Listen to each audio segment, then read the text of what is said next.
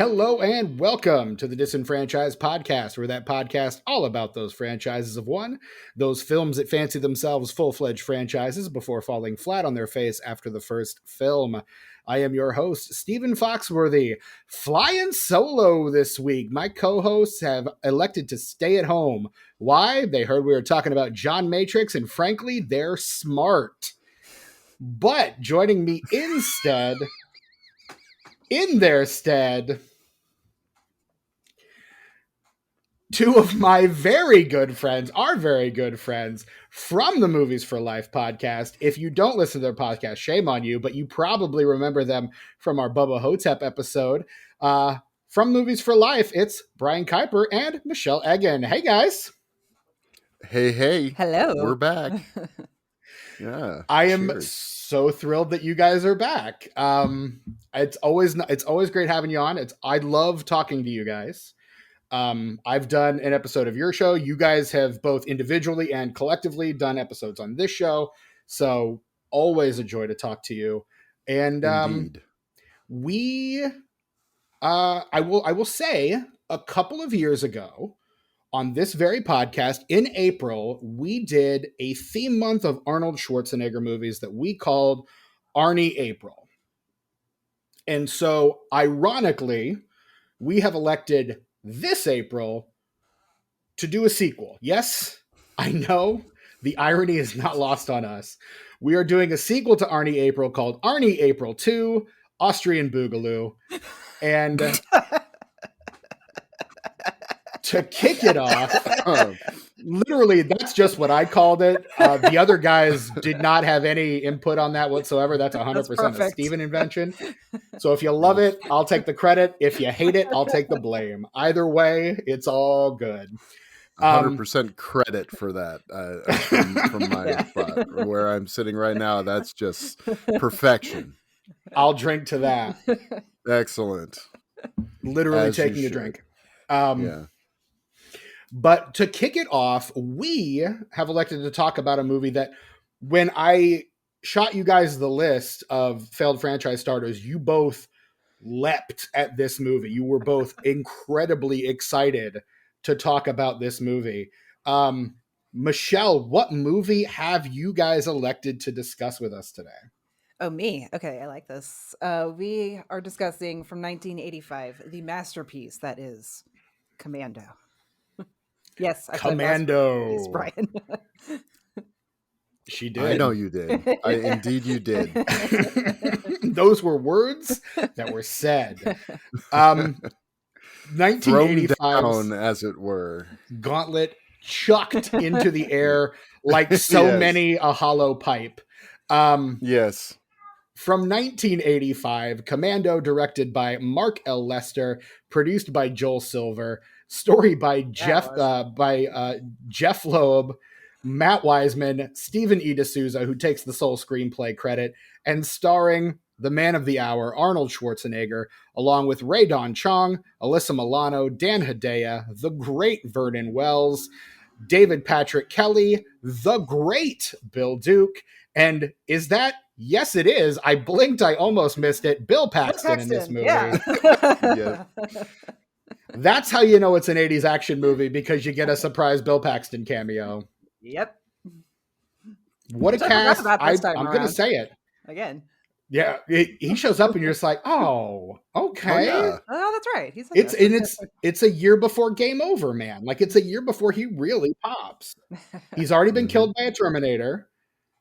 And he has yet to be killed by a predator or an alien, but he's on his way. What a cast. What a picture, guys. Like, what a picture. Phenomenal. Indeed. I love this movie. Yeah, you, Michele, were beyond excited. So you actually brought your copy of the Blu-ray to basically show and tell. My copy. You just keep it with you wherever you go.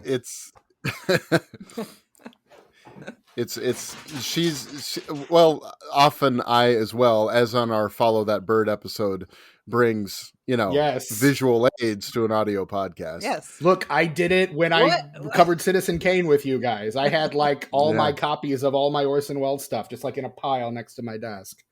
Yep. So I get it. I'm right there with you. So I guess let's start before we get into this movie specifically, since this is an Arnold theme month. I am curious to know what your guys' relationship with Arnold Schwarzenegger is as an actor, as a let's say a cultural icon, as it were. Michelle, why don't we start with you? What is your relationship to Arnold? Well, it's kind of changed recently.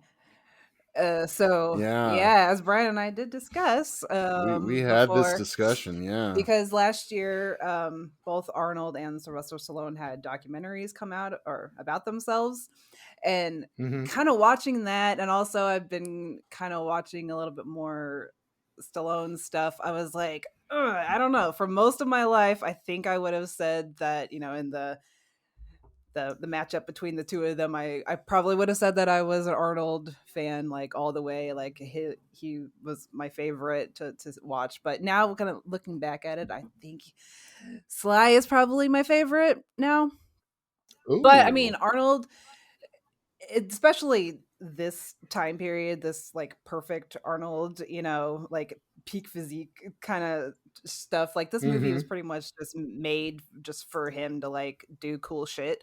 And I'm totally cool with that. And he's a lot of fun as an actor. Just I think in this like period, I think probably my favorite of his movies is Predator. That's probably like the best. I would say that's probably the best movie that he's in. Predator or Terminator? I don't know. That's hard. I I'm I Terminator prefer 2 Predator. I'm more slightly of over the first one, yeah. but I'm more of a Predator person than Terminator. But I've become more of a Predator person within the last few years, yeah, 100%. it's so good. It's so good. But So you're like our mid segment. Well, 80s as a Arnie. Hmm. Terminator person, I should probably say that I am a Terminator person. I don't actually like the first Predator. It scared Are me you a so much as a kid that I've never really latched onto it. I've tried to watch it since, and I just have been unsuccessful. Because you're scared of it? wow? That's interesting. I think it's like genuinely a good like movie, not just like When's action the yeah, movie or I monster agree. movie. When's the It's like last it's a time you good really movie. when's the last time you really sat with it? I bought the Blu-ray and I tried watching it, and then I was just like, I don't know. I got past the first little bit and I don't know. I fell asleep or moved on. I didn't turn it back on. So I haven't really watched Predator since it came out on VHS back in the 80s. Oh Give it another man. go. I think you should, because Yes, sir. you got to wait for it to shift gears, because that's I a loved quintessential gear Prey. shift movie, Yeah, Prey's a good one. I didn't. I which I liked still haven't Prey. seen. I need to do Prey. Yeah. I So, need to Uh, sit with Prey. Yeah, yeah. So the Terminator, I think, had just a profound effect on me. Mm. When I first saw it, I was all in on that movie. I remember seeing Terminator 2 in the theater, mass hysteria, excitement of it all. It was something, actually, all of my family went to it together, which was kind of interesting, kind of cool. Um, I think if I have to pick, I'm probably picking the first one, but Okay. uh, that's just because I like scrappy and low budget, and that first Terminator is definitely that. My relationship with Arnold Schwarzenegger, boy, I think I'm pretty sure Commando was the first one I saw, and I thought it was pretty awesome. And then my uncle said, "Oh, you guys should see Terminator." And then we saw Terminator, and then we saw, like everything that we could think of, Red Heat and Raw Deal, and um, ones. Then, Conan, and Red Sonja. you know, I did. I didn't see. I didn't see Conan the Barbarian until I was about 42 years old. I still Oh wow. haven't. Okay. So yeah, and I've never seen the sequels. Yeah. Which We I covered hear are Red not Sonja great. the last time we did our Arnold month. So Oh, that okay. movie is Okay. it's an Arnold Schwarzenegger movie that just happens to have Brigitte Nielsen as the title character, is really what it Sure. is. Ah, fair enough. But we loved his comedy period. And boy, one week when he got after Eraser and stuff like that, things just sort of what happened. Right. But At it that got a point, he's little just weird. like, politics, maybe? Yeah, yeah. I mean, even like The Last Action Hero. I remember I seeing love The Last Last Action Hero. Action Hero in the theater, which has become a wonderful sort of cult classic now. But seeing Mm-hmm. it in the theater and going, what the hell is this? Yeah. As a kid, I do appreciate it now. But at the No time, one it was, was like, I don't think anyone was prepared for what that movie was trying to do in 93. Like, that movie no, is I don't think probably so. 10 years ahead of its time. Yeah.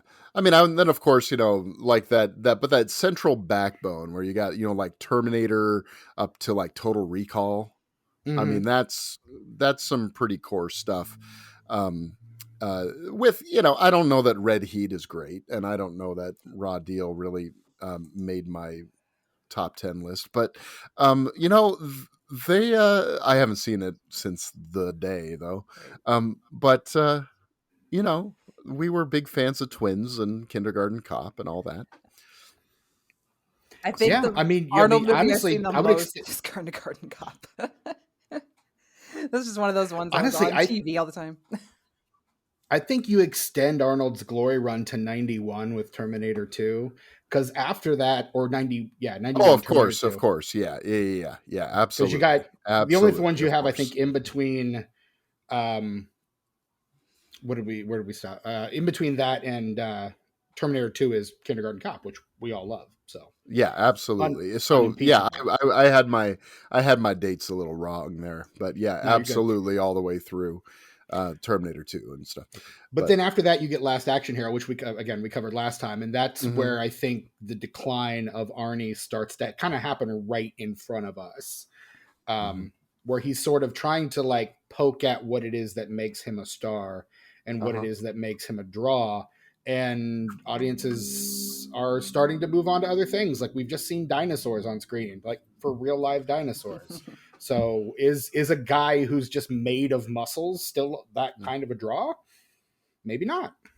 Well, the new action hero also came around with Bruce Willis in Die Hard and Right. with Keanu Reeves in both Point Break and Speed. So you Mm-hmm. had sort of like the regular guy action hero And that started Yeah. happens showing up. right as Arnie's beginning his comedy period too. So it's Yeah. almost like he's just kind of backing up and letting them have it at that point, Hmm. which I don't know, it's kind of interesting. It is. It's an interesting sort of shift. And I think some of the stuff he's done since leaving politics, sort of these little movies every now and then. I mean, there's been the big ones like The Expendables, but he also did like, Maggie, that zombie movie with Abigail Breslin, and Mm-hmm. sort of some interesting choices along the way, I think. We covered Killing Gunther a couple years ago, which is a small indie movie where he plays an assassin that is deeply weird and pretty funny, honestly. Yeah. I haven't seen that one. I haven't even heard of that one, to be honest. It was an obscure little gem that I dug out of obscurity to cover on this podcast. Sounds interesting. Because we wanted something from his post-gubernatorial era to cover, Sure. so we picked that one out rather than delving into the Terminators, because there's a couple of those to choose from. So we Sure. just Yeah. we just picked that one out. But yeah, so yeah, Arnold. All right, so now the big question: why Commando? Because it's awesome. When did you Rules. first see Commando, Michelle? Honestly, it was only a few years ago, so it's a new love. But I mean, like I said, I when I first saw it, I Okay. was like, okay, so this movie pretty much was just made and exists just to show off 1985 Arnold Schwarzenegger, and I am here for that. I actually Mm-hmm. watched. I was watching a YouTube video before we got on about like it was like 5 reasons why Commando is so good, and one reason was just Arnold. Because this is 1985. Arnold Schwarzenegger was like, we're introduced to him with a sweet shot of his biceps as he's just carrying around a fucking tree, as if that's a normal thing that a person does. literally what I said when he walked on screen Like, carrying a fucking tree on his arm. Like, what show the him hell? holding a chainsaw, but I'm yeah, pretty sure he just like ripped that thing right out of the ground. the number of things he rips out of the ground in this movie. Yeah. Like, he's just pulling shit up out of the ground. Like, he just picks up a phone booth with a guy in it and just throws it. Yeah. Why not? Like, that's something a person can do. Like, we don't have a car. Amazing. Yeah, we do. Just push this one over. It's fine. We're good to go. Right. Just tip that one on the side. Here we go. No, but I mean, it's just so it's fun. No, it's a fun 80s action movie. It's so fast paced and quick. I mean, when I started it, I was like, how long is this again? It's an hour and a half. And it takes place over the course of what, like a day or two. And it's just 11 hours. It just goes. That's right. Of course. It just goes. And like, there's no stopping. And it's full of just like ridiculous one-liners and action sequences that you're watching it and you're like, okay, so he's getting on a plane. Well, there's no way he's going to be getting out of that plane. Oh, okay. What's happening now?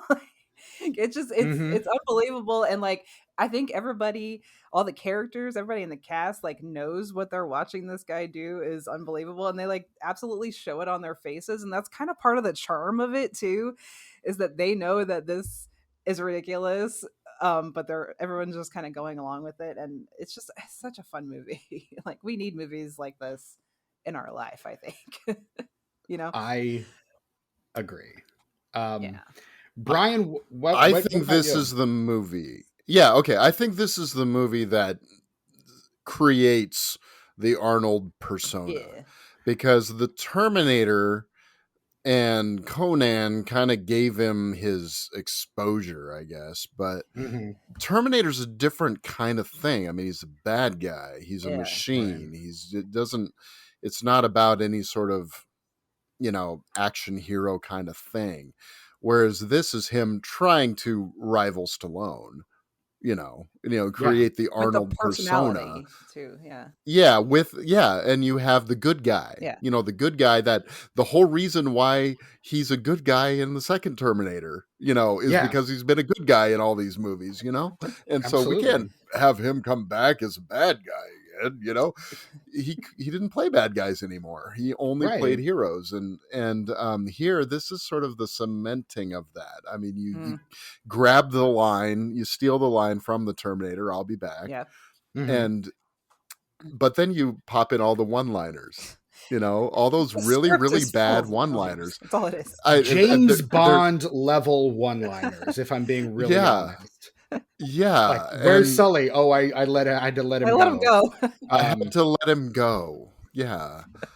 I mean, it's he had to split. Yeah. That's let off some steam, Bennett. Let off some steam, Bennett. Yeah. I mean, so I eat all green of berets those, for breakfast. It's like with it's there you and go. I'm really hungry. I'm really, really hungry. This is what the line, from The Simpsons, with a dry, cool wit like that, I could be an action hero. Anyway. No, go ahead. Sorry. So this was, like I said, I do believe this is the first Arnold Schwarzenegger movie I saw. And my brother and I watched it several times. Because, I mean, it's 90 minutes. So it doesn't take long to get through the thing. No, it's a piece of cake. And, yeah. And so, anyway, and a lot of shit blows up in the end of it, Yeah. So it's cool. Yeah, which we love to see. Ideal for, pre-adolescent boys in 1986 or whatever it was when this was out on video. Right. Yeah, probably would have had to been 86, 87. But I like, at the end of this movie, I'm thinking to myself, like, when he starts like putting on the nighttime camouflage makeup and gets all suited up, I'm like, that's his character from Predator. Like, that's like that he plays that. You could absolutely make me believe that John Matrix just goes by the nickname Dutch when he's out on missions, and that's the same guy. Like you could convince me of that, because and I think that plays right into what you're saying, Brian. Like, this is the crystallization of that persona of like who he becomes as an action star. And this, I think, then, because of that, starts to inform what the 80s action movie is from that point Yeah. forward.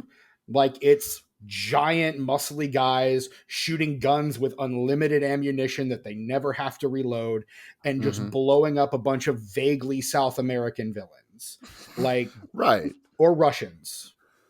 Right. And, and this is the same year as First Blood Part 2. Right. Which is so far removed from First Blood. Nuts. I mean, you can't even. It is nuts. I mean, it's nutty how just so separated they are from each other.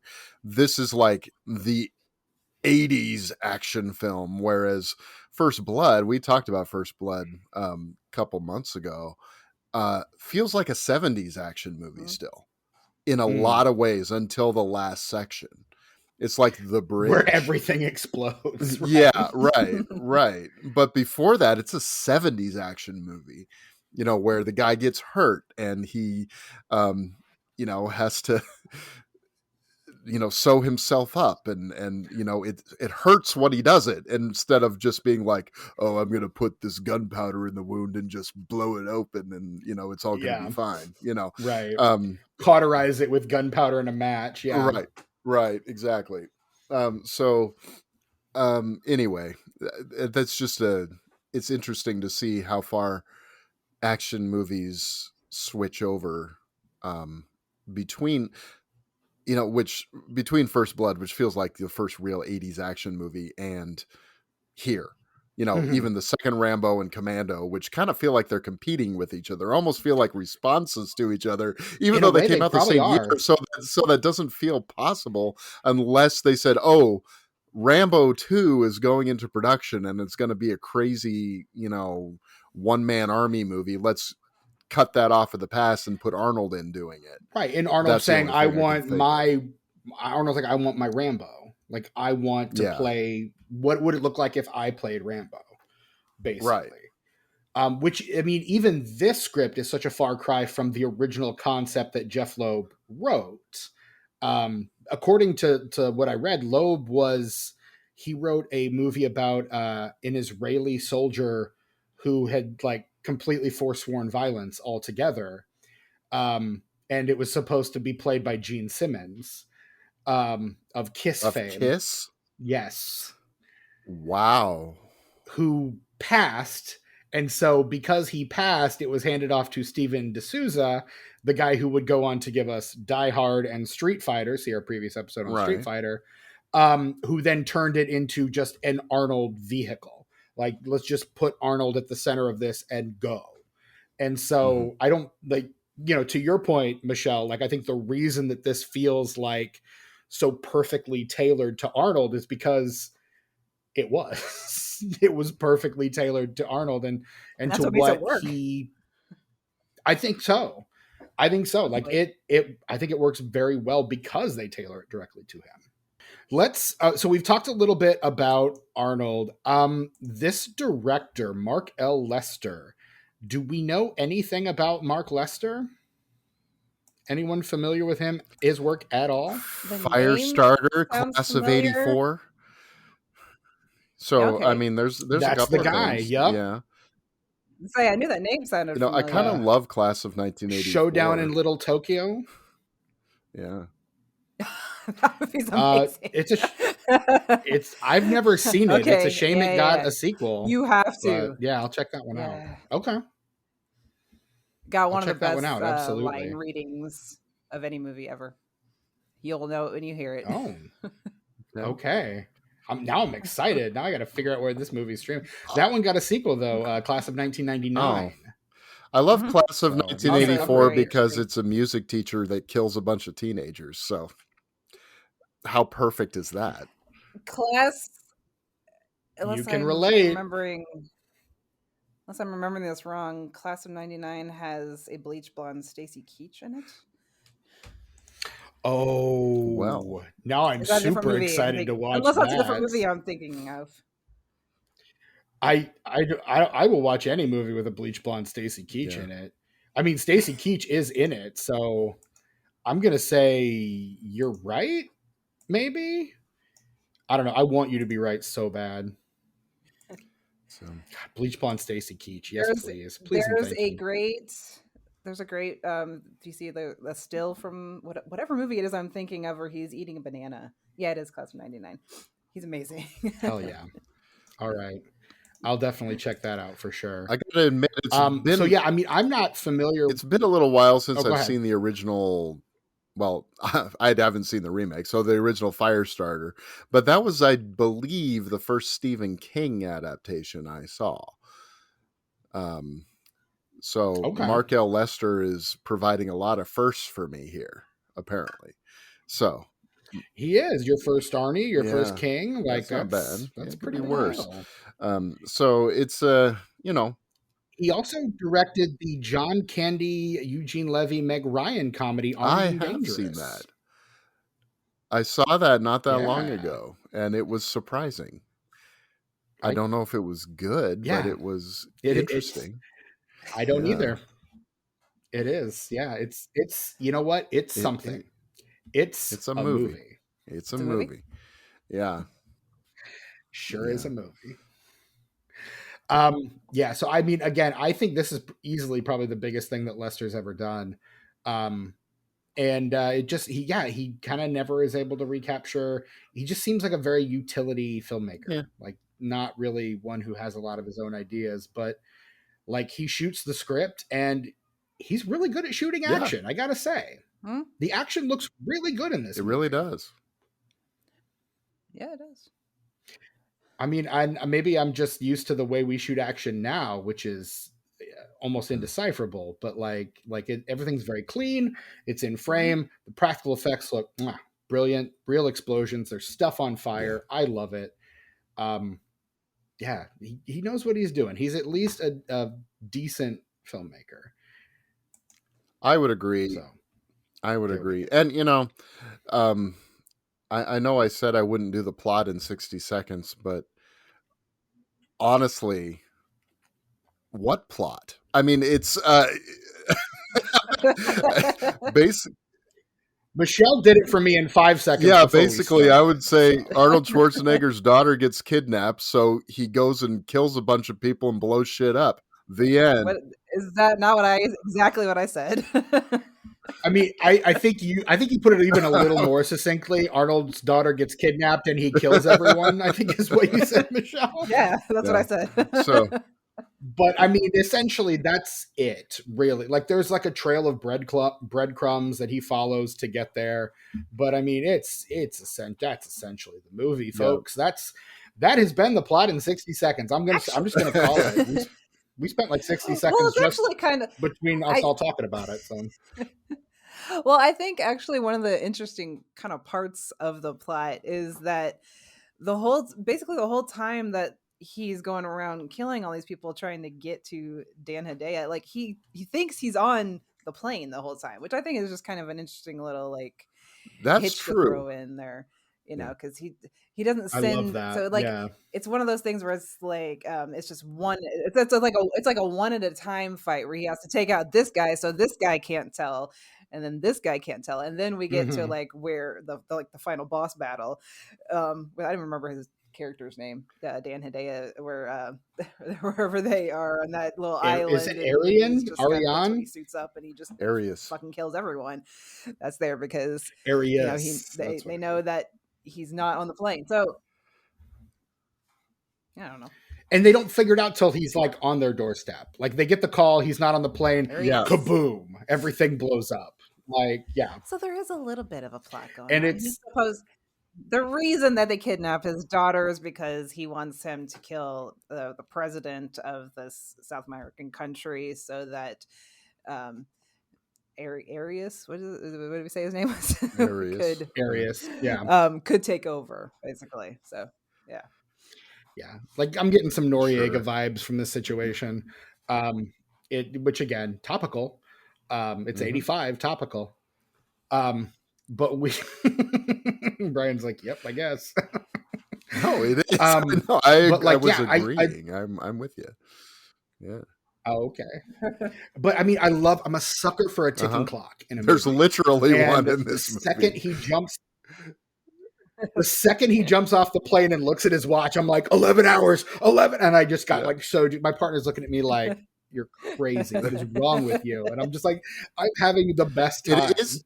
Like, I'm just having so much fun with how silly I gotta this movie say, is. one of the things I've noticed about, I was thinking with 80s action movies in particular, and like this movie specifically, a lot of it is like his continued survival is based on dumb luck. You know, like they're just, does he know there's a swamp at the end of the LAX runway? And know that he can jump off into it? He just knows that he needs to get off that plane, Brian, and he's going to do it whether there's a swamp there or not, because his daughter is in danger. His daughter's in danger. That's right. It's dumb luck, but it's always like disguised or wrapped in this air of this guy knows. Like he's gained out on the plane. Like he goes into the bathroom and closes the door right as that stewardess rounds the corner, and then you see it. There's a close up of his face as he's like sitting there waiting, and then like 5 seconds go by and he just opens the door. No stewardess, and he just does exactly what he needs to do because she's gone. He always knows exactly where to go, and that's just it. Like, this man is a one man record. He always knows exactly where to go. Yep. Knows exactly where to go on this plane to get out. And he knows if this stewardess, has this really nice car, I can rip the seat out. She's going to help me. I don't even, she's going to hate me at first. She's going to be like Willie from Indiana Jones and the Temple of Doom for like, a little while. But then I'm going to show her a picture of my daughter and she's going to help me. She's going to get it, because it's going to click. It's going to click. And she's not going to be as useless as Willie either, because she's going to figure out how to shoot a rocket launcher. She knows how to fly planes. She's going to magically know how to fly a plane. Because she works on one. She's getting her pilot's license. That's true. Just like coincidentally. Even though it's basically a canoe with wings. Again. So get in and start paddling. Right. Yeah. He also just happens to know her name without anybody else ever saying it, which he just kind of says it one time. You're like, oh, her name is Cindy? Who knew? Yeah. he must have looked at her wallet at some point. I don't know. Or like at one point she says she's got an advanced karate class later, but then we never see her like fight anybody. I know. I was kind of, and the same with his daughter. Like at the beginning, like he's teaching his daughter how to like do the like defense moves and stuff, and we never see her use those. She's all resourceful in getting out of the room. She is away from Bennett. She talks back, but she's not afraid to let them know that her dad's. She's good at sass. She's very good at sass. I mean, this is like 12-year-old Alyssa Milano, so this is like the sassiest little girl who ever lived. Until we get to Eliza Dushku in True Lies, but that's pretty much the same vein, really. Like those two are cut from the same cloth. That's Faith from Buffy. No, like love her. Exactly. No, we absolutely stand Eliza Dushku on this podcast, 100%. Yes, we do. Yes, we do. As every podcast, I think, should stand Eliza Dushku, quite frankly. Yeah. Yeah. Oh, yeah. Yes, please. Yeah. But like I wanted to see these women do more than just like be vessels for exposition. Right. Like for most of the movie, Cindy just exists as someone that Arnold can like tell the plot to. And I'm just like, I mean, she knows karate apparently. Let her kick. I think she said that to make him think that she had a new karate, but she doesn't actually. She was lying. Okay, but what is karate gonna do against like a mountain of muscle? Because like Arnold? It is your. That's another one. It's use their partners, use your enemy's strength against them, use their size against them. That whole thing. I don't know. That was another one. You're saying that I also find it. You're saying that with the proper training, you could take down Arnold. Absolutely. Is that what I'm hearing, Brian? He's old. Did you ever see that video? This is horrible. Arnold Schwarzenegger is at this event, like the Arnold, the weightlifting competition, and some guy just takes him, just runs at him and does like a flying air kick right into Arnold Schwarzenegger's back without him knowing that this is happening. Yeah. So he technically took out Arnold Schwarzenegger before he was most likely arrested. But just to say that he did it. It's like, really. why would you do bragging that? rights? It's just like, I don't know. There's probably a little bit of, juice flowing in that particular arena. So you don't know what people's have on their minds. One of the things I thought that was interesting about the Rae Dawn Chong character is that she is sort of, in another movie, she's the love interest, but she's not really in this. Apparently they filmed the love scene for this movie and it was too unconvincing. So Arnold Schwarzenegger was unconvincing as a man who would. Yeah, because when is he ever the object of any woman? Like, when is he ever the lover in any movie that he's in? Like, I don't think he ever has a love scene in any of his movies. I mean, the closest you get is maybe Total Recall. Jamie Lee Curtis. That's true. She does all the work. Does a little sexy dance. I know. She does a little sexy dance. He's just sitting in a chair. Like, the most he does is drop the tape recorder. That's the most he does in that movie. Well, in that scene. Okay. Not in that movie. Yeah. But I mean, I agree. Like, there is, and of course we should mention Rae Dawn Chong, daughter of Tommy Chong, of Cheech and Chong. So just putting that out there into the world. Brother of Marcus, or sister of Marcus Chong, from The Matrix. John Matrix, The Matrix, Chong's in both. There you go. Coincidence? Probably. Who's Marcus Chong in The Matrix? He plays Tank, or Tank in The Matrix. Okay. Yeah, the guy in the chair. The guy who wanted way too much money to come back for the sequel, so they're like, we'll give it to Harold Perrineau instead.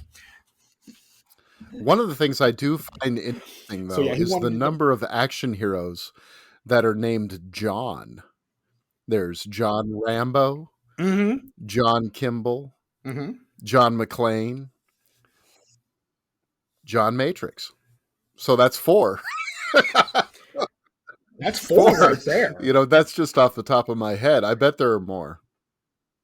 And that's more than 3. Absolutely. So it's almost like John is one of the most common names in the English speaking world. But I think it fits with the action star because you just have to say the name quick. John. It sounds better than like Chad or something. And then but then all of those last names are 2 syllables. So you got a total of 3 syllables in a name, which is perfect action star length of a name. Just like boom, boom, boom, and we're done. Yeah. It's why James Bond always says he's Bond James Bond, because it's 3 syllables. If only his name was John. I know. Close. James is close. We could have had another one. It is. It's pretty close. And I was thinking Jack Ryan too. Go. Like, well, we missed that one by John Wick. It's the J name. Like, there's John Wick. There it is. That's 2 syllables though. That one breaks the convention. But that's a modern deconstruction of what an action movie is. It's completely like different from those other action movies. So, we move on 20 years, 20, 30 years, and now all of a sudden we're dropping a syllable. Yeah, it does. Makes sense. Challenge what this thing is. Absolutely. Yeah. I'm ridiculous. Maybe the J. No, I like thing. You have like Jason Bourne too. Mm-hmm. There's the J is a very like Jack Bauer even on like TV. Like the J it's strong. It's a strong, and they're some of the most common masculine names all begin with J. James, John, Jack, Jim. Most of those are variations on John and James, but that's okay. Yeah. Sure. Right. but again, like it's just, again, I think it's just a very strong name, and so we put that, and that, I don't know, it works for our It purposes, does. right? It Like, does. but again, I think John Matrix is simultaneously the best and most ridiculous example of like this action movie name, because this is not a real person's name. No person in this world is named John Matrix unless they're just a really big Commando fan and changed their name. Well, all his unit was all given like new identities and everything, so this was probably something that he made up. You know? That's true. Yeah, I don't. Well, yeah, they that's all true. know him as Matrix, so that's probably his original name. But yeah, nobody. I think the John Jack thing. Now that I'm thinking of that, that kind of gives the action hero like an everyman quality too. It's true. That probably just kind of gives them more of the relatables. Like, even if you can't relate to all the cool shit that they're able to do, it's like, hey, they do have like an everyman name, so I can feel Right. cool like him just for a second. Right. Absolutely. My name's John. Maybe I'm that John. Maybe I'm that cool. Like when Homer changes his name Max to Max Power. Power. He got it from a hairdryer. Right. That's we're watching this movie, and my partner, who's a huge Simpsons fan, goes, "This kind of makes." She was not as big a fan of this as I was, but she said this kind of makes like the McBain like clips Oh on The yeah. Simpsons feel like Oscar worthy. And I was like, "Well, where do you think the McBain clips are? What do you think they're cribbing from?" And she's like, "This." I'm like, Yeah, Rainier 100% this. Wolfcastle is absolutely Harry Shearer's Arnold Schwarzenegger. I mean, there's no question about it. It's such a it's so thinly veiled, right? And he's married into the Right. Quimby family, and the Quimbys are Dan Castellaneta is very Right. thinly veiled Kennedy. Like it's all Yeah. connected. It's all there. So I mean, yeah, it's, I don't know. I find it hilarious and ridiculous, but like again, I think this kind of crystallizes what an 80s action movie was, and then McTiernan just goes and deconstructs it with Predator 2 years later, and is like, yeah, but what if there was a scary alien too? And they all die. And then it gets, deconstructed further in Die Hard, in so much so that it sort of creates a new version of the action movie. It kind of breaks the mold a little bit, and those Stallone Schwarzenegger action films are never quite the same. When you look at the Expendables, they're kind of, I haven't even seen a complete one of those, but I've just seen the first I saw about just a little bit of it, but they just have that they're trying to recapture that thing, but they're just not, and you can't do it because they're all old. Yes, that's the thing. Let's face it, the ones who do most well, I guess, was it Stallone in the documentaries, like he got more injured on the Expendables than he had been on anything else. He just went for it so much. Yeah. So well, and it's the same thing he was trying to do in that movie Grudge Match with De Niro. Like, you pit Rocky, basically you're putting Rocky against Jake LaMotta. Yeah. And so but again, it doesn't quite work because these are not two guys at their peak. Like, these are two guys about 20 years past that. And it feels like it's trying to recapture something that we were kind of better off forgetting. And I want to see more action movies like this, but I mean, we're not really a society anymore that has movie stars to take on the roles only like this. one I can really think of that in America that's doing this is like Jason Statham. I mean, you've got The Beekeeper is kind of this movie. I don't know if you saw anyone saw that. It's just, The Meg 2. Yeah, I know, but the whole idea of of the beekeeper is you swindled my my friend, this old lady, out of all her money, so I'm going to go and destroy you. And so that's pretty much what happens. And it's a connect the dots until you get to the final big boss, and it turns out to be, I'm not going to give it away, but it's a similar kind of thing. Well, yeah, there's also Keanu Reeves with John Wick Yeah. movies, or Liam Yeah, Neeson but even they're with not like they're not. Taken or Unstoppable. Yeah, There's like so many other ones that he's but I mean, done. as far as the But it's physicality, not, though, yeah, but I yeah, think it's we're all not. forgetting. I mean, it's a different kind of physicality, though, than we're talking about with Rambo I and think we're all stuff. forgetting Tom Cruise and Mission Oh, right. Impossible. Oh, yeah. Like Tom Cruise and Mission Impossible is pretty much trying to bring back this kind of a movie, just within the confines of that franchise. I guess I've always thought of those now as more it along the generally lines of becomes like about James Bond, though. they are, but also like in terms of like the Mhm. physicality, like he's doing all that Sure. himself. And so I think we've got, I mean, at least that element of it, I think is very much a part of what he's doing in those movies. Okay. No, I would I say. that's fair. So, all right.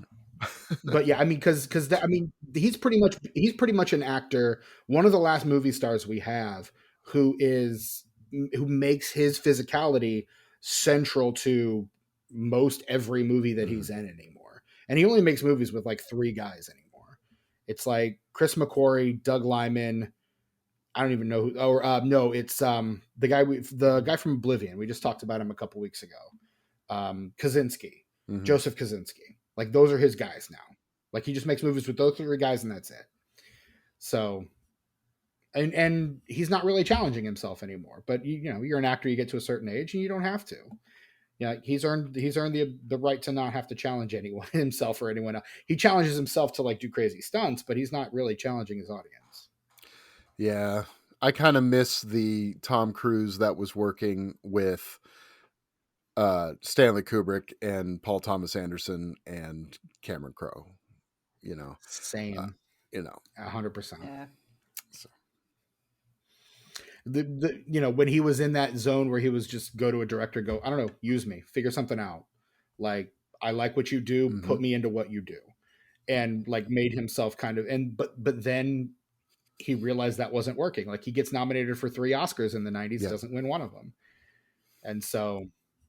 But I mean, this is all a great thing to talk about on an Arnold Schwarzenegger. it is. It is. Can I just? But I mean, I don't think there is really the current Arnold Schwarzenegger action hero, though. I mean, the closest thing we get to an action movie these days are comic book movies, and those are all previs. Those are all done on computers or with wire work. Like there's no the physicality of this movie doesn't come into play on those at all. And so action movies are a completely different thing now, and that's a real bummer. We need someone to remake, re-envision. I mean, I think the John Wick guys, Stahelski and Leach, are probably the closest guys we have doing anything like that these days. Yeah. And yeah, I think even like the Indiana Jones movies, the originals worked so heavily with stunts, and then you get to the last 2, and again, it's we can do it in a computer, so we're just going to do it in a computer. It looks like rubber, and it's not. So I mean, even they have taken on sort of that superhero movie quality to them. So which you know, there are good examples of those nice too. When we didn't have to rely on computers for everything. Yeah. But yeah, when we didn't have to rely on computers for everything and had limitations that made us more creative. I'm sorry, Michelle, go ahead.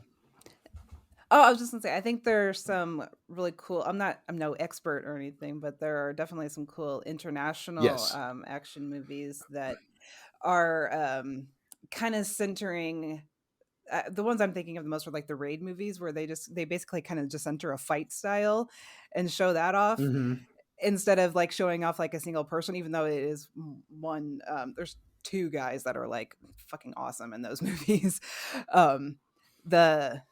I cannot think of their names. Of the Eco, I don't know how to say it right, is the main actor in the raid, but then like the fight choreographer is like the little guy that he fights. He has a big fight with later on, and just showing off like that style of Indonesian Mm-hmm. fighting. It's kind of what that whole movie is all about, and it rules. The raid 2 as well, but I kind of prefer the Mm. first one because it's like more contained, and I like that kind of style of movie where it's just him. It's Die Hard basically. He's going through the building like uh, fighting people, and it's awesome. Which you love to see it. I honestly, that sounds a lot like what they wanted the sequel to this movie to be. Or at least what Stephen D'Souza had in mind when he wrote a sequel to this movie that was never filmed. It was rumored for a long time that D'Souza's script became his basic concept for Die Hard, because they did have the similarity of the building. But D'Souza's like, no, that was based on a book that was a sequel to a book called The Detective, which had years ago starred Frank Right. Sinatra, which is why they had to offer Die Hard to Frank Sinatra first, and he had to pass on it before they could cast literally anyone else because he had that in his contract for the detective. A thing I find hilarious. Weird. Yeah. So D'Souza's like, no, that had nothing to do with that. I adapted that directly from that book. I added a few more things. That was it. He's like, here's I will actually read to you verbatim what he said about his script for Commando 2 because it's kind of crazy and I kind of love it. This is a direct quote. So for Commando 2, we figured that Arnold, after blowing up half of Los Angeles, achieves some notoriety, retires from the army, and by the time the sequel occurs, is running a security firm. The plot would have seen him hired by a big corporation to oversee their security, to protect their executives from being kidnapped, to stop people breaking into their building, and to make sure their computers are secure. So he sets it up and hires the most dangerous people to be guards in the building. And then, lo and behold, he discovers the people that he's working for are in the illegal arms business, and the big corporation is simply a front. The end of the movie would see Jenny and Cindy, who is now a lawyer, trapped in the building, and Arnold now has to defeat all the people he hired, all the meanest, toughest guards, as well as the security systems, the guard dogs, everything. So now the awareness of Arnold Schwarzenegger trying to break into the building got conflated with Bruce Willis being trapped in a building. If there's anything out there that resembles what Commando 2 was meant to be, it would probably be the recent Stallone Schwarzenegger movie Escape Plan. This is D'Souza from an interview. And honestly, kind of sounds a little like The Raid. Yeah, going up the building fighting people until you get to the final boss. Pretty much, yeah. I mean, again, and it's that trail of breadcrumbs thing. It's Yeah. that connect the dots. Like that kind of seems to be what this what D'Souza liked to write at this point. But yeah, I'd absolutely see that movie. 100% I'd see that movie. That actually sounds pretty cool. Not gonna lie. I mean, it's Right. another just kind of like one guy taking on everybody kind of thing. But that I think that's what the Commando movie I mean that's what this movie is, and I feel like if you're gonna make this a franchise, which someone wanted to, because D'Souza wrote the script, like I think if you're gonna make this a franchise, that's a great point to spotlight, I think. Instead of it The being one man like army. so big and like him jumping out of planes and like going to another island, Mhm. like keep it contained. It'd be a totally different way to go. That'd be yeah. I like that. How long? I want Yeah. to see Commando Yeah, 3. how long after the first Commando did that script get presented? Was that when? Was that significantly later, or was it just a few years? I get the impression it was probably within a few years. Okay. I mean, the fact that Die Hard comes out around 83, you can probably see why people might make the mistake that Die Hard was supposed to be Commando 2, but I don't know. I don't have any indication of that whatsoever. Nothing from what I've found. I've got another source here pulled up that I'm just kind of Scrolling through. Yeah, nothing that I can see as to when that script would have been penned. But yeah. It does look, however, like we might be a little premature on covering Commando, because last July it was announced that Arnold was signing on to reprise the role of John Matrix in a Commando sequel called Commando Retribution. I was thinking while we were So- watching this, while I was watching this, you know, we still got a lot of these players around here. So, you know, I mean, Alyssa Milano is alive. Mhm. I don't know. I see her. She's. I think Is she's she? still working. I haven't seen her in I think she's still anything. working. Yeah. But I mean, yeah, I think she's still around. She's still doing stuff. The last credit on her IMDb page is a 2023. well, there you go. Shows what I know. A segment in a 2023 movie called Etheria Film Night 2023. All right. So, yeah. Probably a short. Like, she's doing a lot of shorts. Like, nothing big, nothing like huge, but yeah, she's still working. Yeah. She's on an episode of Grey's Anatomy in 2019. Like, yeah, she's still doing stuff. And I mean, my favorite actor from this, and an actor that, and I talked about him a few weeks ago when we covered Action Jackson. Just an actor I love every time he's on screen. The Immortal Bill. Absolutely.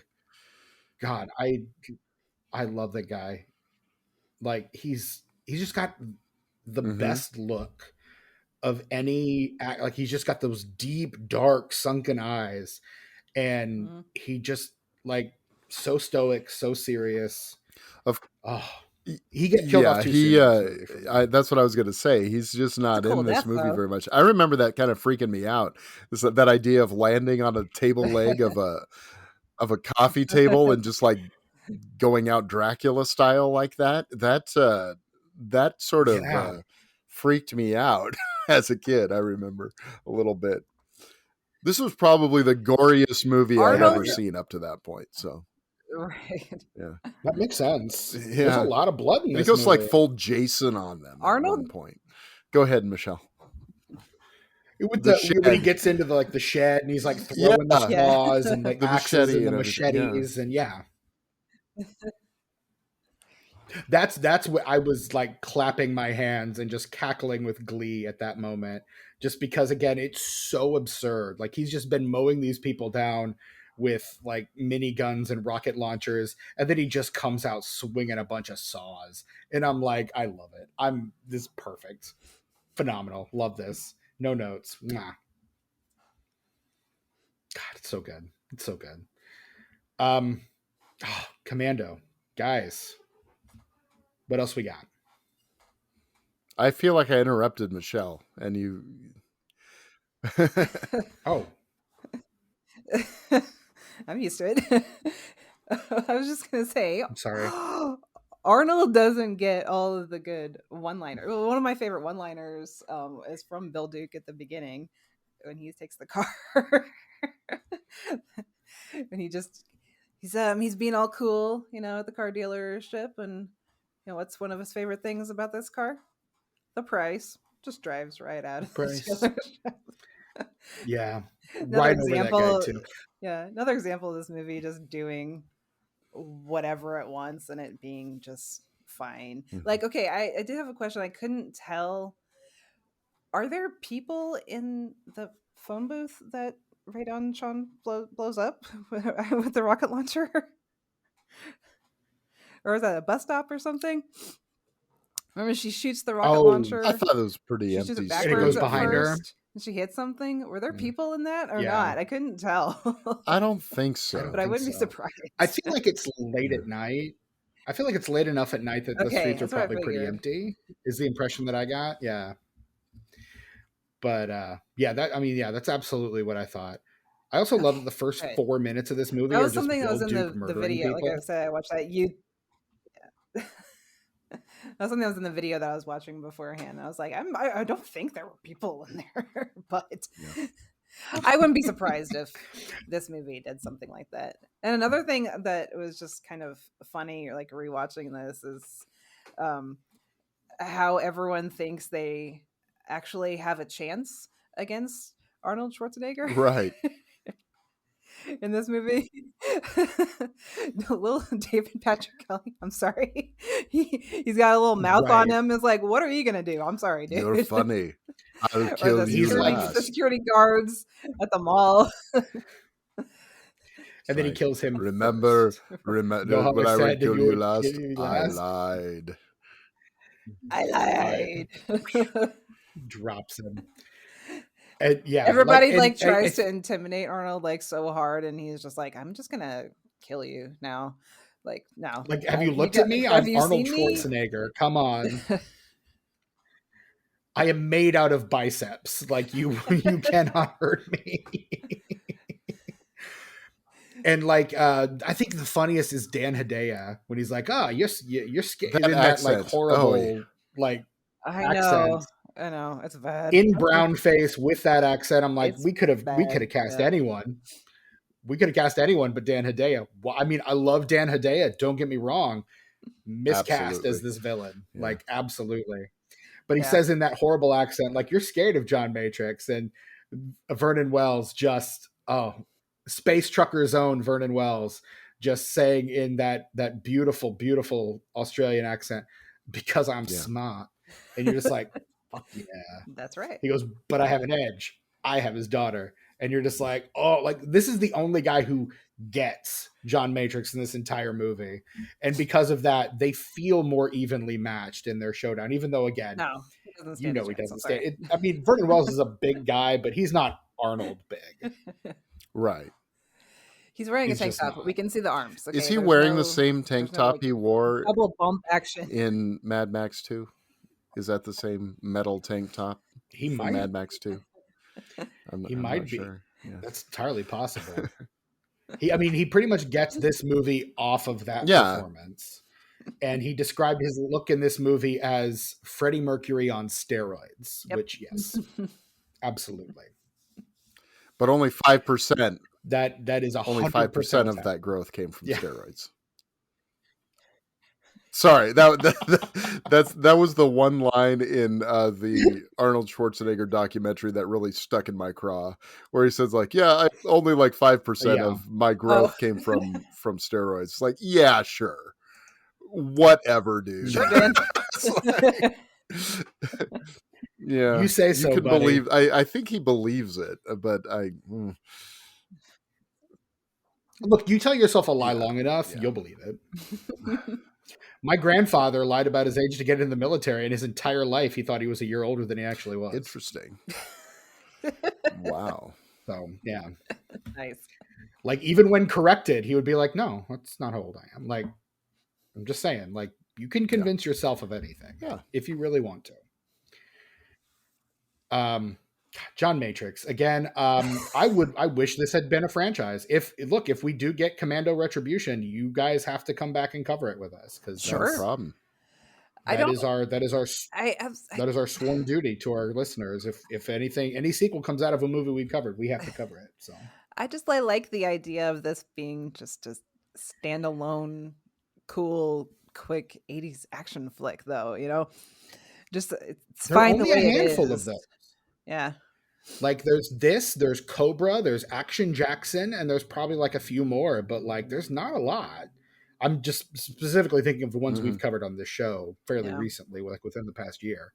But like, we covered Cobra last year for, I think, Expendables 4. We covered Action Jackson when Carl Weathers died a little bit ago, and we're doing Arnie month, so it's Commando. Like, there aren't a lot of this kind of movie that didn't get a sequel. Like, if they could have made a sequel, they did usually. Raw Deal and Red Heat didn't get sequels, did they?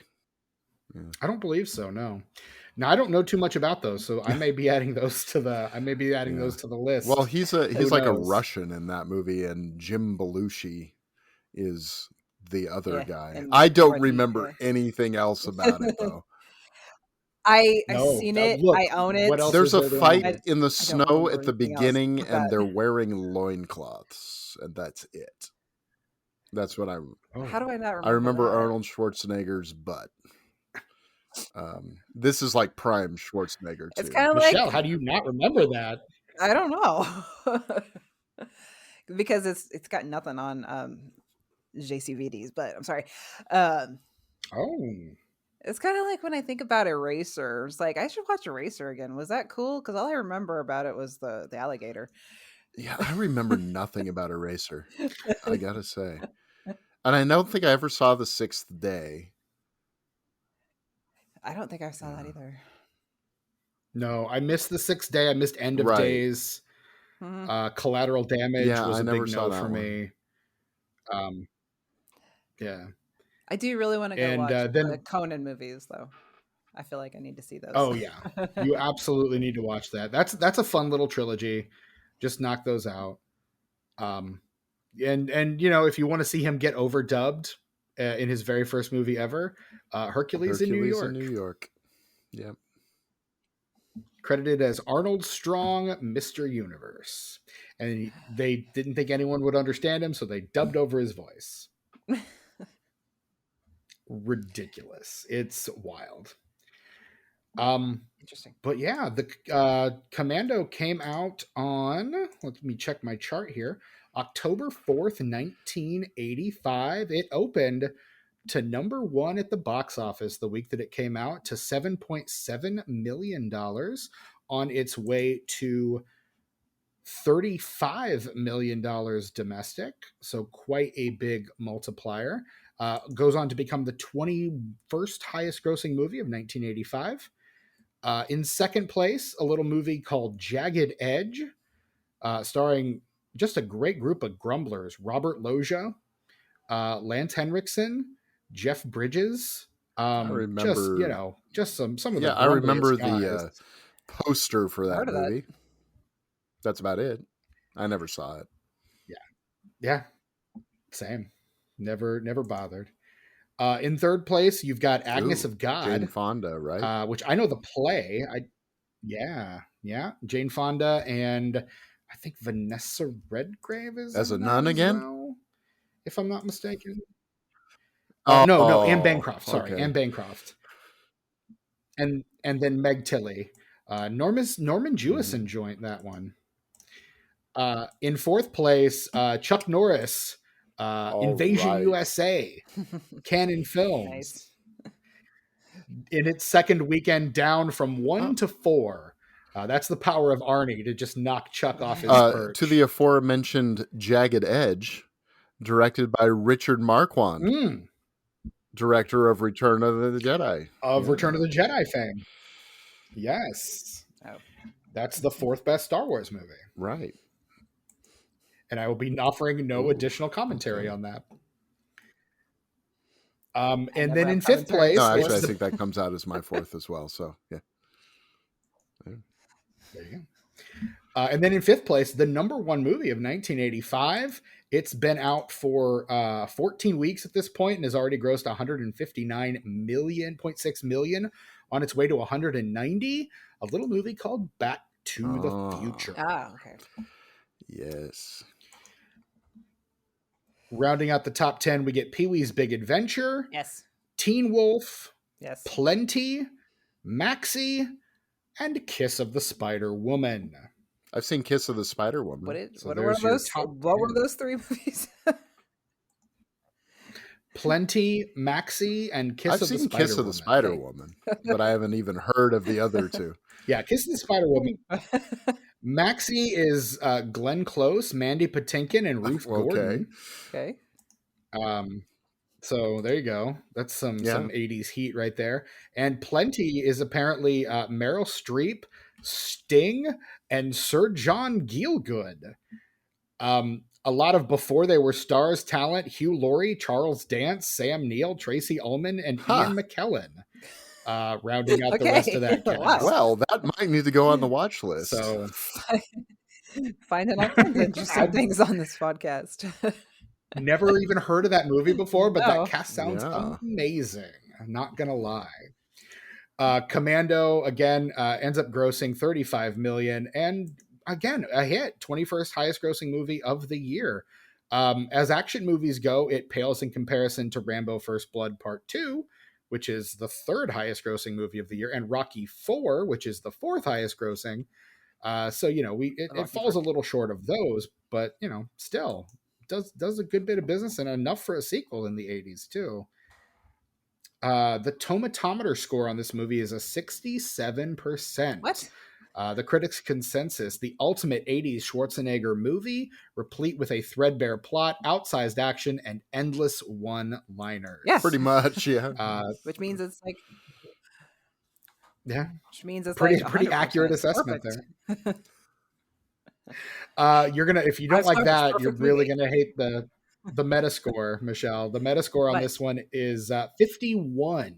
They're fucking wrong. Based on mixed or average reviews from 7 critics.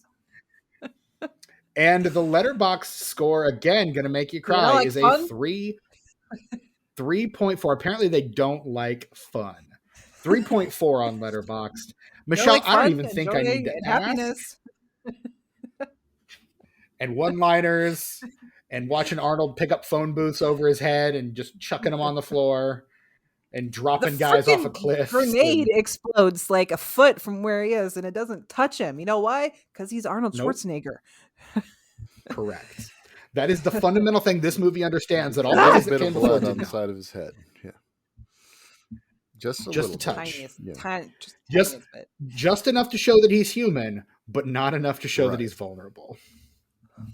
That's kind of one thing I kind of miss about that. That's what we got in the 90s with like John McClane and stuff, where you got people that were actually like getting hurt. You show the hero like being hurt, and it's like, yeah, that makes them more human, but it's not as much fun as something like Commando. I want to see something like this again, like in this era of filmmaking. I think it'd be super fun.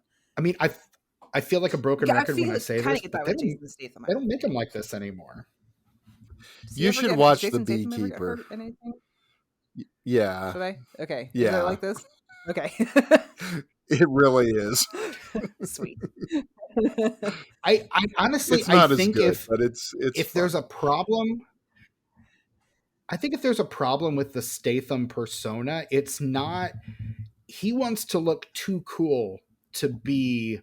Or like Arnold was effortlessly cool. With Statham, I feel like he's trying really hard. Arnold's not afraid to get like ice cream in his face or to be seen feeding a deer. Show the softer side. That opening credit sequence, kissing his 12-year-old daughter right on the lips. That opening credit sequence is like, the Full House intro. I mean, it's amazing. Yeah. I know, right? It is. I always think of like how cool I would have felt. Someone should recut it to the Full House music. Being Alyssa Milano in this movie, just be like, oh, I can't walk over this water, just pick me up, Arnold Schwarzenegger. Like that would have been so cool to have that be an experience you have at that age. It's true. She said he was very protective of her on set and even helped her with her homework. So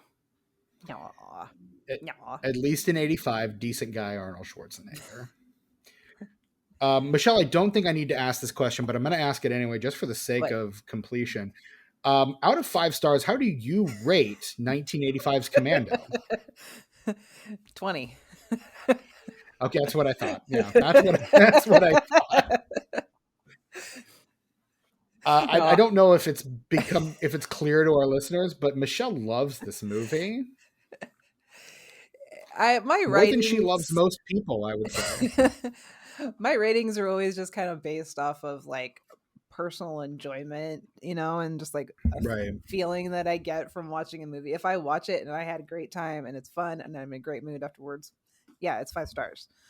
So I don't know why this one wouldn't, work for that. I can't think of words today. And that's it. You love movies. Like that's really what it comes down to.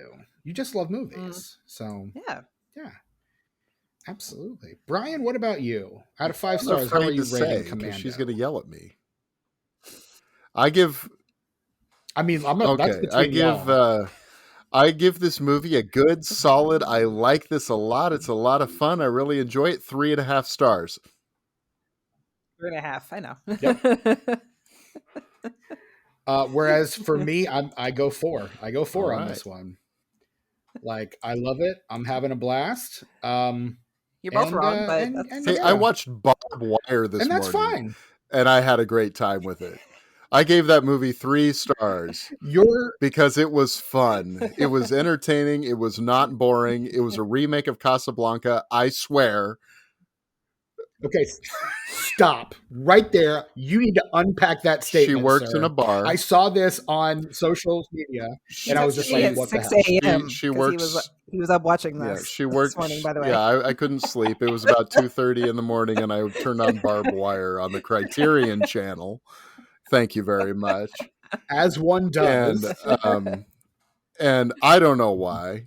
And I was like, okay, she literally works in a gin joint, a place where everybody comes. She has a character in it that is absolutely Captain Reno. There's her old boyfriend comes to town. Then instead of letters of transit, they have these contact lenses that are like a retinal scan where you can get through any gates that you need to. It ends at an airport with him sending her old flame and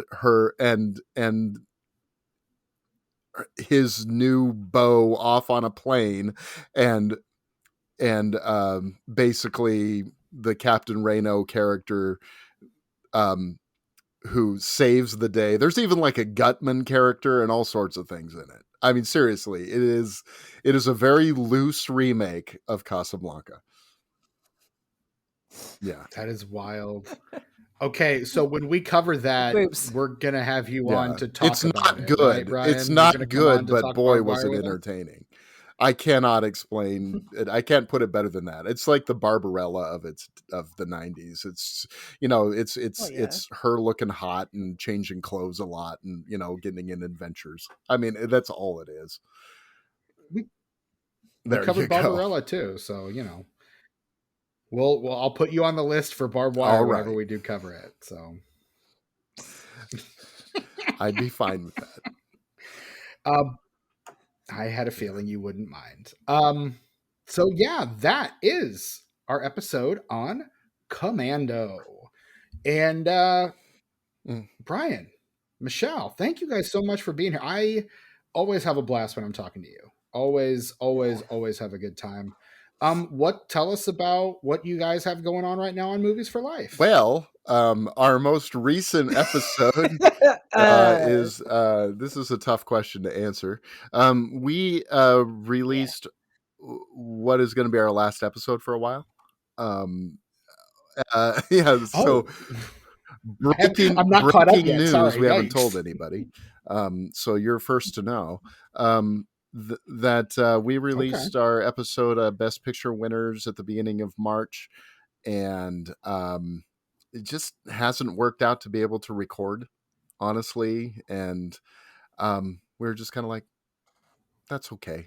We're taking sort of an indefinite hiatus just to see, how we feel about things. And I don't know. But honestly, if our episode on The Apartment and Rebecca is our last, this is a good one. So we're proud of that one. That's a great episode. Yeah, and it was a terrific conversation, and yeah. So we'll see, But hey, that makes us more available to guest on other people's shows too. Binge our back catalog. Yeah, we've got. Yeah, absolutely. This is a great time to get caught up. I speak to myself as well because I'm not caught up. I'm sorry. I haven't been commuting for 6 months, makes so a big difference, I doesn't it? have not been listening to a lot of podcasts, I'm afraid. So, but yeah, no, I always love what you guys do. I love your discussions and your insights always, and how you guys just look at movies in such fun ways, and juxtapose your juxtapositions always just get my mind reeling. So no, I'm sorry to hear that things are going to be pausing for a while, but I'm more glad then that I was able to get you guys on here, because I get the first Movies for Life reunion, so I'll take it. So no, I'm thrilled. Thank you guys for coming on and talking Commando with me. Everybody, check out Movies for Life. Check out the back catalog. Michele, should we be so inclined, where can we find you on social medias? Sometimes you can find me over on Instagram at Michele Eggen. All right. Right on. Brian, what about yourself? You got any writing coming up? Anything we Well, need I to know just about? released a review, a positive review, I might add, of the In Search of Darkness book by Patrick Bromley and Heather Wixon. That's on Bloody Disgusting. So if you want to check that out, you can. I've got my next column piece coming out pretty soon, which is on the Bob Hope, Paulette Goddard horror comedies, to kind of go with Ghostbusters. And yeah, and then Right. coming soon on Manor Vellum, I've got a piece about teaching and writing and the movie Cooties. So Oh yeah, God, that sounds amazing. I can't so wait to read that. that's kind of what I've got in mind. And as far as social media, I don't do it a whole lot, but I every now and then will drop an amazing nugget like, hey, Barbed Wire is really a remake of Casablanca. Literally saw that before I sat down to record this thing, and it's been sitting in the back of my head this entire record. Yeah, Just haunting so me. you just never know with me. So it's at Brian Waves 42 at all of them, whatever they are. So at all of them. Most and the podcast is at Movie yeah, Life that's Pod. right. The podcast is at Movie Life Pod if you want to reach out there and if you want to find links to what we've got. And that's on Twitter and Instagram. We're like a package deal. Yeah, we're like a package deal when it comes to guesting on podcasts now. So even if we're not doing is that some Movies for Life, maybe we'll have some time to come on other people's shows. Absolutely. Right. No, I'm so glad that I was able to get you guys, and I've got you both down for quite a few. I think the last when we sat down to record, I don't know if it was Bubba Hotep or Citizen Kane, one of the podcasts we all recorded together. I just kind of forwarded you guys the master list, and you guys just literally went through the whole thing going, I want that one, I want that one, I want that. So I've got more potential guest spots for you than anybody. It's been a while. It's been a hot minute because I have been really neglecting that list over the course of the past year. So I'm getting back to it. I'm pulling in some more guests now. So it's it's kind of, it can get a lot to schedule sometimes. So whether it's one of us or both of us, we'd love to be on the show at any point. Sure. Yeah. And I love talking to both of you. We love you guys. We love what you guys do. Check out the back catalog of Movies for Life. Check out Brian's writing, and check out follow Michele on Instagram. Absolutely. I post a selfie every now and then. Watch her getting ripped. They're always great. Yeah. Right. Just watching her just get jacked in real time. It's just like Arnold. That's right. That's right. Been doing his exercise. But unlike Arnold, 0% steroids on Michele there. Yes. So Natty, 0% of that growth is steroids. We are the Disenfranchised Podcast. You can find us on Instagram, Letterboxd, Facebook, and Blue Sky at disenfranchpod. You can shoot us an email, disenfranchpod@gmail.com. Let us know how we're doing. Let us know if there are any other failed franchise starters that we haven't covered that you'd love to see us cover. If you email us, we'll probably read it on the podcast. So get those emails in. And while you're on the internet, slide on over to Apple Podcasts, Spotify, wherever you get your podcasts. Leave us a 5-star rating and review. That goes quite a long way to helping us find new listeners like yourselves. And frankly, we think you're pretty cool. So we'd love to get some more just like you. You can also, if you want to support us another way, you can go on to patreon.com/disenfranchpod. And for $5 a month, you get weekly episodes of our What Are We Watching podcast, where we talk frankly about the art that we are consuming, and also just about whatever else pops into our heads in the moment. Whenever Tucker and I, it's usually about food. We've done quite a few diatribes just about food. So if you want to see us in like our bridled, like uncensored, well, I'm not really censored here, but just in our purest id form, what are we watching behind the paywall? We also have some Patreon exclusive shows that we do once in a while. Unenfranchised, where we talk about movies that killed off long running franchises. Brian was on, I want to say, our second ever episode of that show on Scream 4. Indeed. So I got a to fun talk time. about Yeah. wild hot takes about Scream 4 that only people behind the paywall can hear. Yeah. That's right. Brian that's hasn't even heard him yet. Like, he said them and he just forgot all about them. This is true. So patreon.com/disenfranchpod, you can get access to all of that. There are just literal days of content behind that paywall for you. You can find me. Hi, I'm your host, Stephen Foxworthy. You can find me on Instagram, Letterboxd, and Blue Sky at Chewy Walrus. Chewy as like the candy bar, walrus like the tusked mammal. My absent co-host Brett Wright can be found at sus_warlock on Instagram, Letterboxd, and Blue Sky.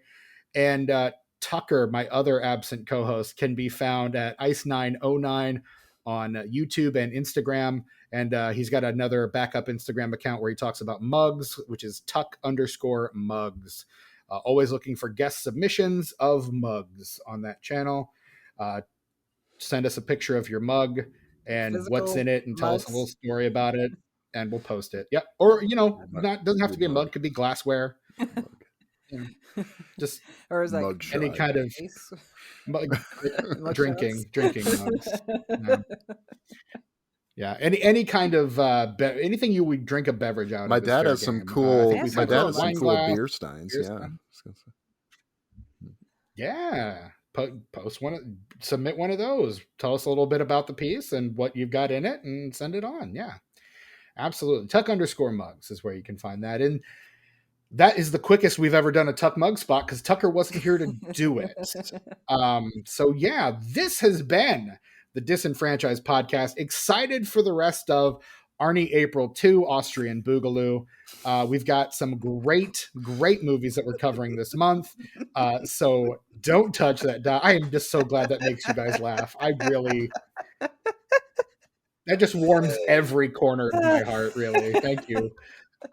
Thank you for laughing. I didn't even think it was that funny. I'm just glad you guys are getting a kick out of it. Frankly. I like it. Awesome. I love it. Should we leave it with? So we'll be back next week. We absolutely. You got one locked and loaded. I'll toss it to you. Yeah. Right on. All right. So this has been the Disenfranchised episode on Commando. I am your host, Stephen Foxworthy, for my absent co-hosts, Brett Wright and Tucker, and for my very special, very present guests, Brian Keiper and Michele Eggen. Until next time. Do you leave anything for us, Matrix? Just bodies. Just bodies. So cool.